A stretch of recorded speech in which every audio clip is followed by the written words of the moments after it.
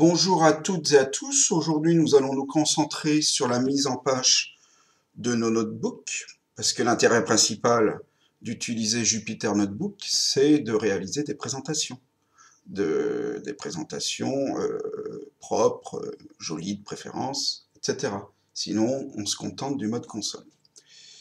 Alors, on va récupérer le code qui nous avait permis de réaliser, de construire la courbe représentative d'une fonction. Et puis on va l'habiller un petit peu. Alors ce qu'on va faire, déjà on va donner un titre. Le titre, ça va être la courbe représentative de f.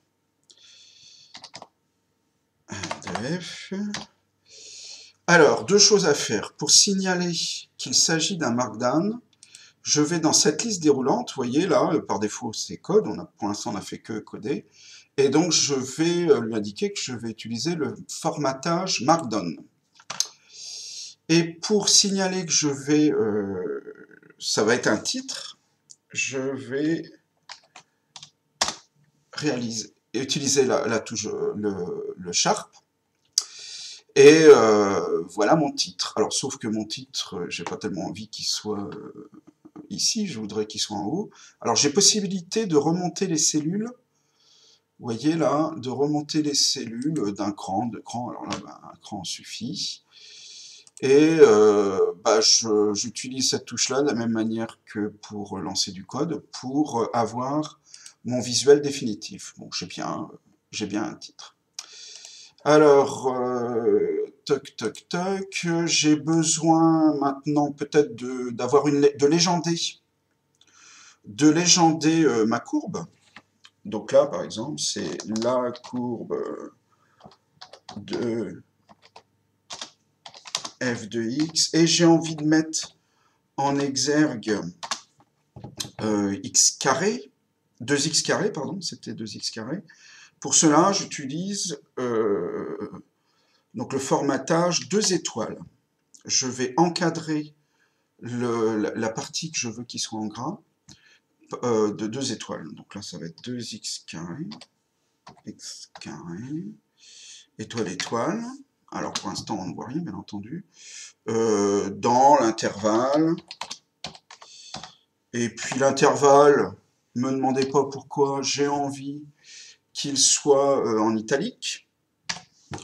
Là, je vais encadrer ces choses-là par une seule étoile. Alors, il y a un code couleur qui m'inquiète, là, on va voir. Alors, dans l'intervalle, 0,100. Je lui signifie que c'est du markdown. Ah oui, c'est parce qu'on était en mode code. Il a craint le pire. Je lance le run, et voilà, je me retrouve. Alors ça, je fais...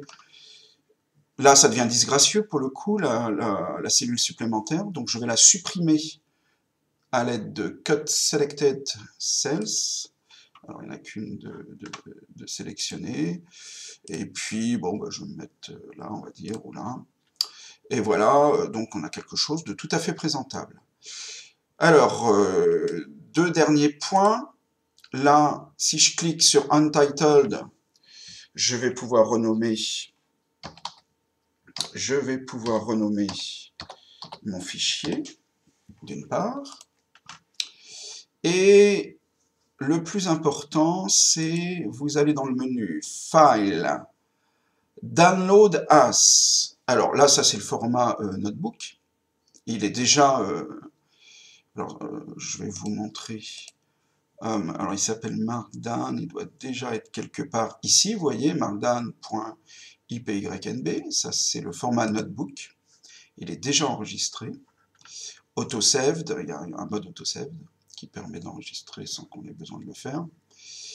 Et alors, download as, alors je peux l'importer au format Python tout simplement, au format HTML, au format Markdown, qui présente un intérêt moyen pour nous, REST, et au format LaTeX.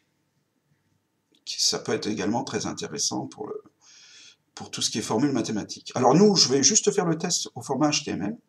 On va voir ce que ça va donner.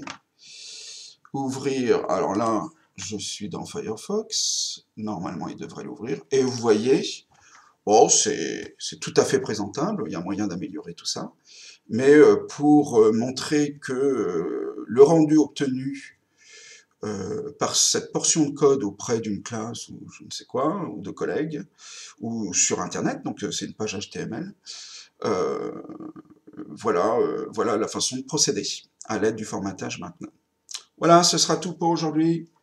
Jingle!